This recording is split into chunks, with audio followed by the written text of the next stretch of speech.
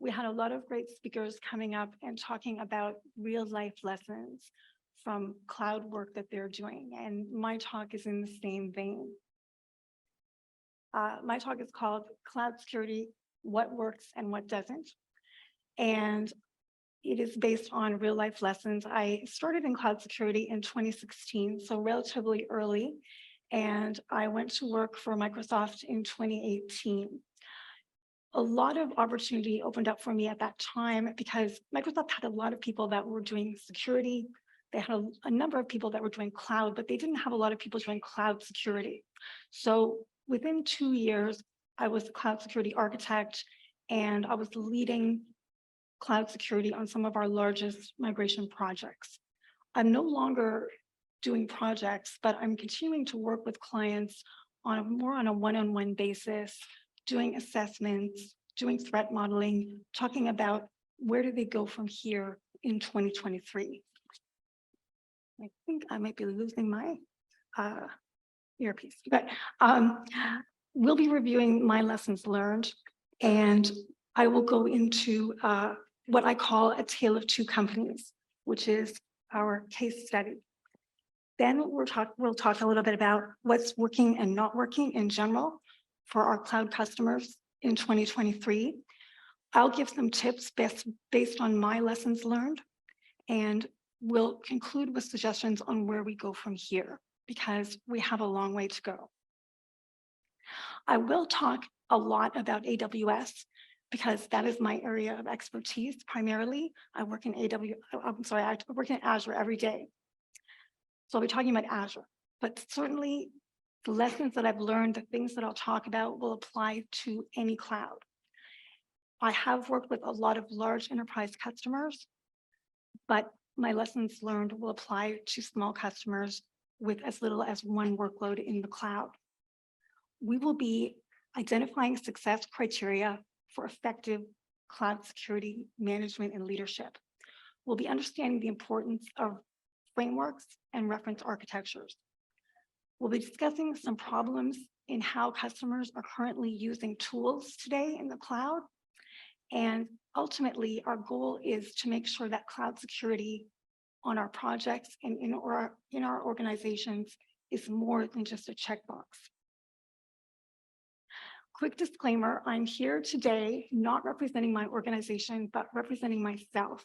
I am a student at the SANS Institute taking the Cloud Security graduate program right now, and it's in that context that I'm presenting. So cloud security in 2023, two perspectives.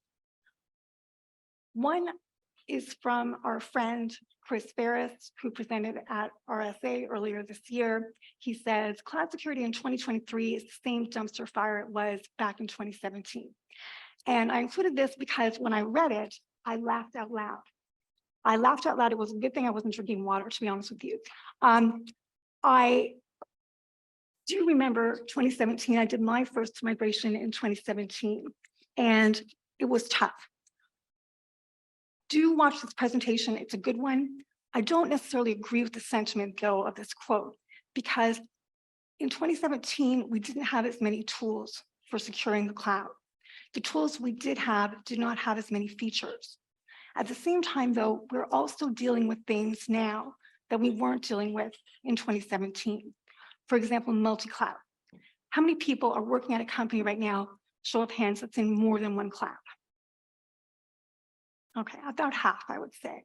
And we'll talk about some of the other challenges coming up that we had not seen in earlier years. This is another quote that I really like. It's by Mandiant. It's part of a much longer quote. I won't read even this excerpt, but basically it's talking about, how do breaches really happen in the cloud?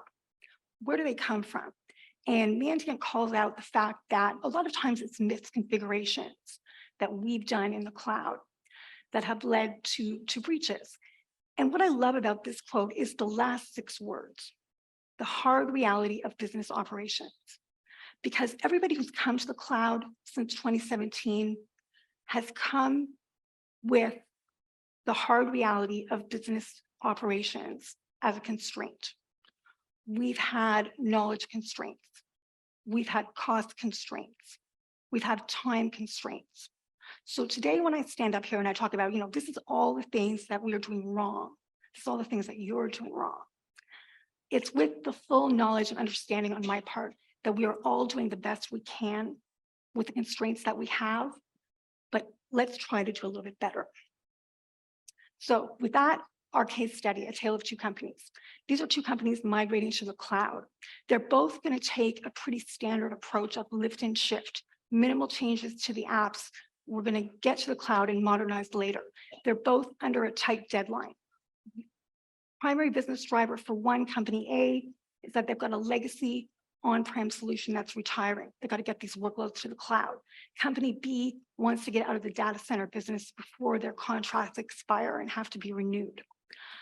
They both got very aggressive project schedules for the number of workloads they're going to move.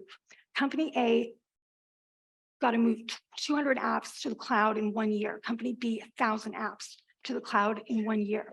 Some of you are probably thinking, I don't even know if this is possible, Liz. It is possible, and later we'll talk a little bit about how. Company A, on the surface of things at least, a little bit simpler migration. Go into PaaS, internal only apps, whereas Company B is going to do IaaS and PaaS, and they do have some public-facing workloads. Company A, currently in AWS. Company B, Azure will be their first cloud. How are they going to do?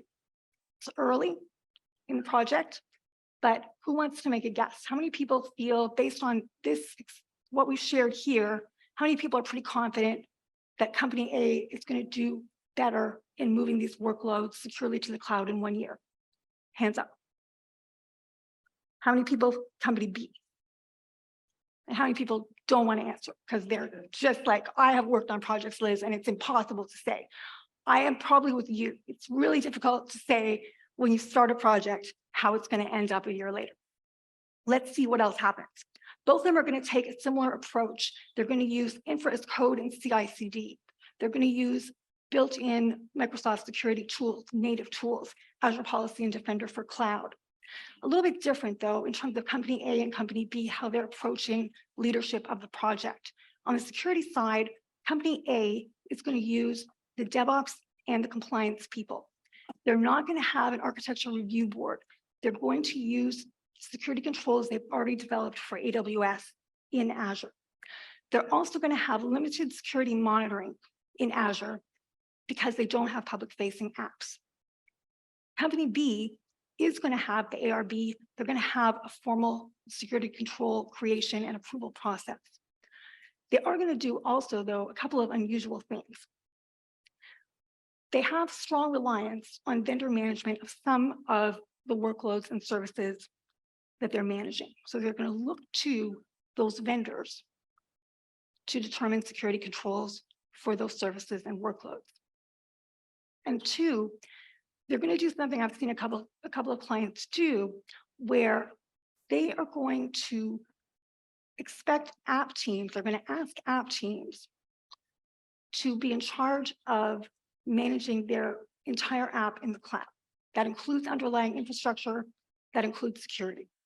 Anybody want to change their answer at this point? How do they start the project? Company A starts up fast. DevOps team starts to build, duplicating what they have in AWS. A vendor security team is engaged to provide help with those IAC templates and to write the documentation. Company B is going to start slower. They're going to engage a vendor security team and they're going to do some knowledge transfer. They're going to do some educational workshops. They're going to work together on an architecture. They're going to start defining security controls, and they're going to run a POC of 6 apps before they get started. All right, I'm going to ask again, just for fun. Who's going to do better? Company A? Company B? Okay, I would thank you for those of you who put up your hand. And I would agree with you. I think Company B is going to do better. They have more apps to migrate in the same amount of time. They've got more complexity to their workloads, but I strongly believe in this idea of starting slower. Notice I said starting slower. I once made a terrible mistake on a project of saying, I think we should go slow now so we could go fast later. people almost kicked me out of that room, you guys. Do not say the slow word on a project in 2023 to any team. Apparently there is a 4-letter word beginning with the letter S that you cannot say in a Teams meeting these days, and that word is slow. So say slower.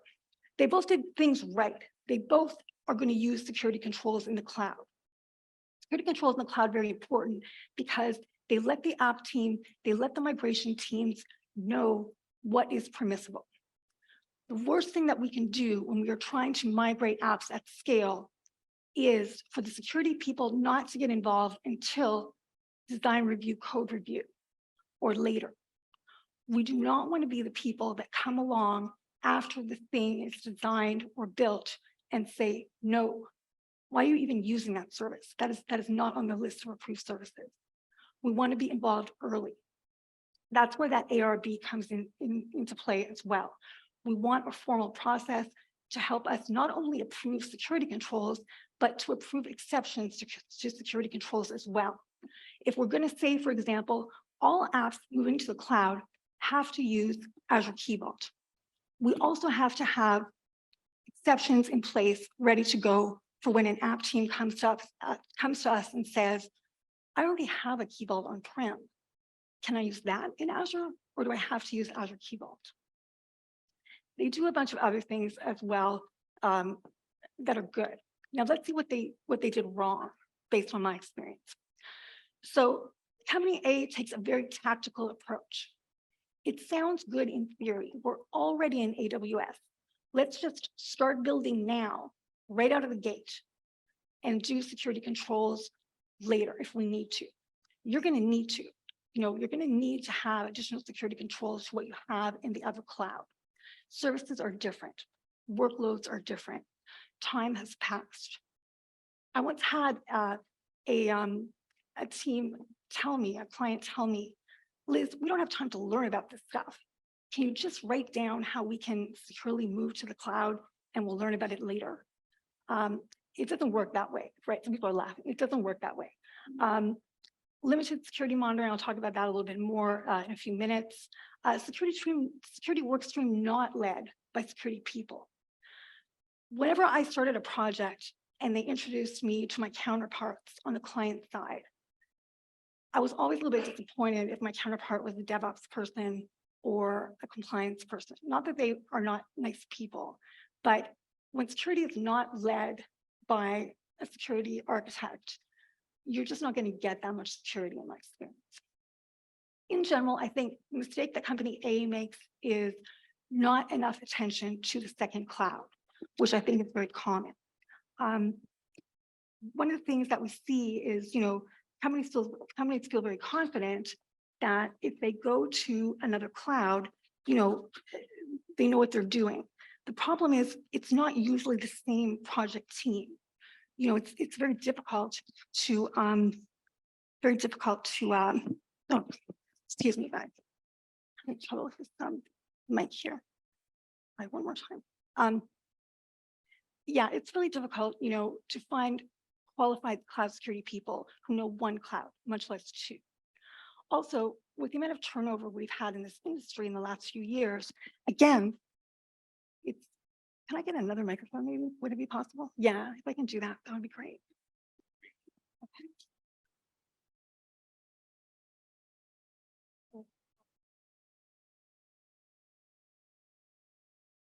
All right, is that better? Can you guys hear me okay? Okay, thanks. Yeah, I was telling him earlier, I thought, a strange ear. I don't know if it's gonna work. But just one strange ear, one regular ear. Thank you though. But yeah, and so company B, they do a lot of things well, starting slower, learning about the cloud they're migrating to, having a process in place for security controls. The two problems that I see with company B are, one, asking app teams to take on security and operations in the cloud. This is challenging. You've got to allow time for them to get educated up to speed to doing things in the cloud that they haven't done on-prem. Even going to a managed container service in the cloud, for example. If the container service on-prem was being fully managed for them, it's going to be a heavy lift for them in the cloud to go to AKS or EKS. Also, relying on a vendor to provide security controls. We are not going to provide your security controls. You have got to be educated on the services that you're using in the cloud and how to secure them. And in some cases, it's very easy. It doesn't take a lot of time. If I asked a lot of you right now, what do you want to do for encryption in the cloud? You could very easily tell me, TLS 1.2 at a minimum, 1.3 where it's supported. If we're going to now talk about, though, platform managed key versus customer managed key, we're going to have to probably bring in some more people who have opinions. If I'm going to ask you, okay, what about Azure Databricks? How are you going to secure network communication from your Databricks clusters in Azure back to your reporting services on-prem? Most of you are going to reply, what is Azure Databricks? And that's where we have to start. So there are no shortcuts to security controls in my experience. All right, that's enough of our case study. Now it's on to real stories of what's working and what's not in 2023. A lot of customers doing things well. Emphasis on policy and automation. We're going to reduce or eliminate the touching of things in Azure and the chance that we might have a misconfiguration. We're going to use PaaS instead of IaaS. Lots of my customers now are very proud to tell me, Liz, we're going right to PaaS. We don't have to worry about such a large tax service. It's great. Controlling access to cloud environments and resources. This is where I'm seeing clients making strides. Now, tomorrow you're going to hear from my counterparts at Microsoft, Bailey and Mark, and they may tell you something a little bit different. But definitely I see our customers, being more mindful about how they're controlling access to the Azure environment and within the Azure environment. So what are we doing wrong in 2023? And you guys, I was very nice here because I originally titled this, what are you doing wrong? I'm not doing it. But what are we doing wrong in 2023? Not understanding the shared responsibility model. I can't believe you guys, I'm saying that in 2023. Back in 2017, that's all we talked about. You went to a presentation on cloud security. It was 8 of 10 slides talking about shared responsibility model. Unfortunately, though, some clients still don't get it. Earlier this year, I talked to 2 clients, clearly did not understand what they were supposed to be doing in terms of security monitoring in the cloud. One of them said to me, so Liz, if we get breached in Azure, that's Microsoft's fault, right? The other one was working on an RFP to get some business from a prospective client. And in that RFP, everywhere they wrote, we are in the cloud, Microsoft does this. We are in the cloud, Microsoft does this.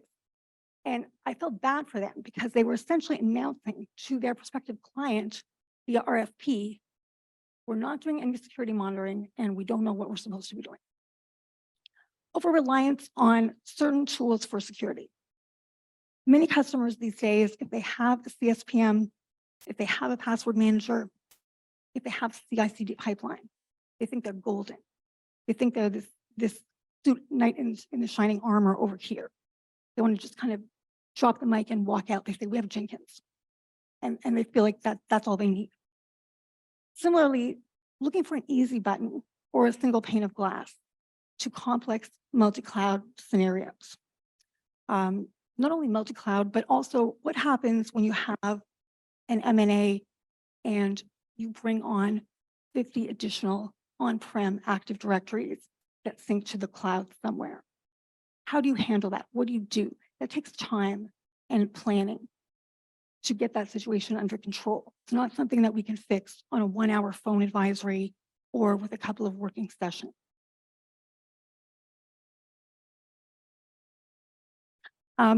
Exception, so many exceptions. Lots of clients right now using conditional access policies in Azure. How many people conditional access policies to secure your identity and access management? Okay, very good. They're very proud to show me, Liz, we have a policy. No one can connect to our cloud environment without MFA. I will say that is great. Now show me that tab that has the exceptions. There will be 20 exceptions. 16 of those exceptions will be people who have global admin rights. Not good. Similarly, vendor management. People will tell me very proudly, they will say, Liz, nobody can directly RDP into our Azure environment, except this vendor who manages all our databases with PII. Over-provisioned identities, we have a presentation tomorrow talking about that. I will say, and my husband actually told me to emphasize this to you. If you take nothing from what I say today, please make sure that you are not one of my clients who is still thinking on-prem admin IDs to the cloud. Very dangerous. We've been telling people since 2017 not to do that. Human and non-human identities, both non-human identities now are outnumbering human identities in the cloud. I think it's 5 to 1. So it's time to look at not only your human identities and how you're protecting them, but your non-human identities in the cloud as well. Lack of effective security monitoring in the cloud. My gosh, you guys, I've been telling people about this, talking to people about security monitoring in the cloud for many years. We're still not good at it. I have heard all the excuses. I have heard, we don't really like our on-prem SIM, so we're not sure we want to extend it into the cloud.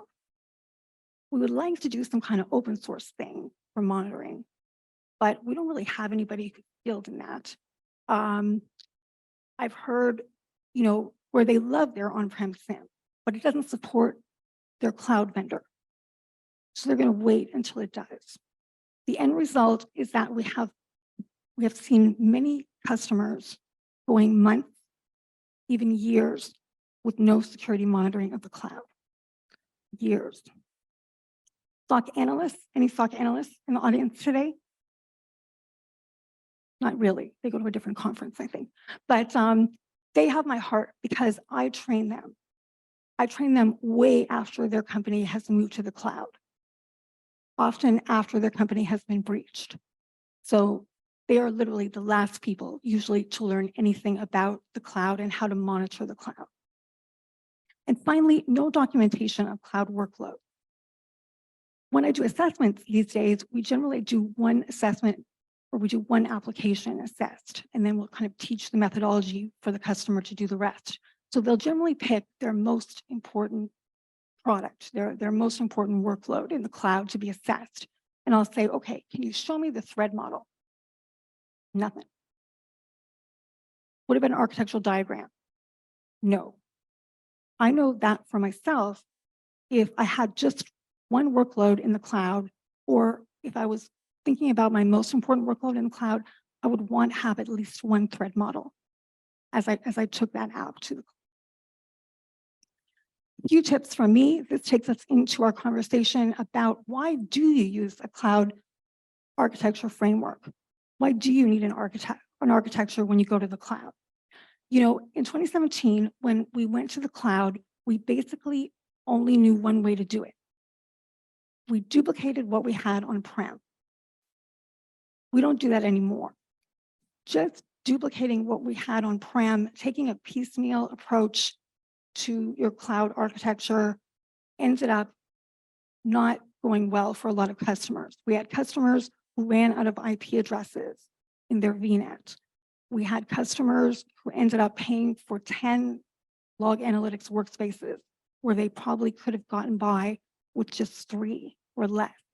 So now we don't just build, we don't just duplicate. Ideally, we use a cloud architecture framework, and all the vendors have them. This is the Microsoft WAF, but certainly the other vendors have them as well. It simplifies development. It lets us go faster. It's based on hard work and lessons learned by people like myself who've been doing this a long time. In addition, I've quoted Jerry Lin here from RSA earlier this year. I really like what he said, which is he said, when we've got something like this in place, it's tying our cloud deployments to business strategy and goals in a way that we're not doing if we just start building. Cross-functional teams. I love them. These are silos, you guys, organizational silos. They are power structures and they are the enemy of security. where we have silos, we don't have security people being involved in key areas. Right now, when I do my assessments with my clients of what they have in Azure, they're often very proud to introduce me to what they call their cross-functional team, except it's generally a bunch of infrastructure people and some identity people thrown in. When I have to start asking them about, how are you securing the pipeline? How are you securing applications and code as it's being written? They don't know. They don't have the answer because they don't ever talk to those people. A few years ago, I was on a project and I was suddenly pulled into a Teams meeting by the infrastructure lead on the project on the Microsoft side. And he said, Liz, I understand you've been talking to the client cloud security people about container security. And I said, yes, I have. It's my job. And he said, well, I'm talking to the client infrastructure people about container security. And I said, well, maybe we should all of us be talking together about container security. And he didn't like that. He said, so you think you should be in my infrastructure meeting? And I didn't back down. I said, yes, I do. And I've had that conversation with people on the app side as well. I think security people should be involved in all aspects of the cloud. I don't like silos. It ended up on that particular project that when we left that meeting, the infrastructure manager and I were now leading a cross-functional team on not just container security, but on containers for the project. And we ended up building a really, truly cross-functional coalition of people, not just infrastructure and security, but also DevOps, also applications people, developers, the on-prem container management people from the client. It was a truly cross-functional team, and we were able to achieve things, hit milestones, retire user stories and features that had never been touched before that cross-functional team. So I do believe in the power of cross-functional teams. To sit on a cross-functional team like that, though, you've got to be able to walk the walk. You cannot come to a meeting to talk about container strategy and only know about container security. You have to make sure that you're educated beyond that. One of the things that we're able to do sometimes on our projects is we introduce this idea of security controls as code, where we actually write the security controls right into the IAC templates and the accompanying README files. That can help because it can help engage security people with DevOps people and apps people. I think, though, that the downside is those kind of templates, they do require a lot of care and feeding. And if you're not careful, they put us back in that role of the person who comes at the end and checks what the other teams have done, which is not what we want. But it's a small step in the right direction in my experience. Finally, my last tip, don't forget your first cloud. We've been talking today about Azure, AWS, GCP, but for many of us, this was not our first cloud. For many of us, Office 365 or G Suite was our first cloud. For still others, it was a SaaS solution. Don't forget about those clouds. It may be time to look back at those clouds. What has changed? What was the default that you accepted 10 years ago when the threat landscape was different? Right now, I have a lot of customers who are doing assessments with me, and they are shocked at how many people within their organization are using Power Platform, Power Apps, and Power Automate. They don't know anything about securing that. So it's a good thing to look into. In conclusion, where in the world do we go from here? As cloud security professionals, I truly feel like we have to take care of ourselves. We have to insist, as I did, that we be included on cross-functional teams. We have to ask who has visibility over one workload, the whole of that workload in terms of security, much less all of our clouds. Attackers like to hide in corners. They like to hide in the in-between spaces. we need to eliminate those. As cloud security professionals, please continue asking questions. Ask about the visibility. Ask who's doing cloud security, who is not part of the security team. It's not that that's wrong. Everybody should be a security person, but we should also be there.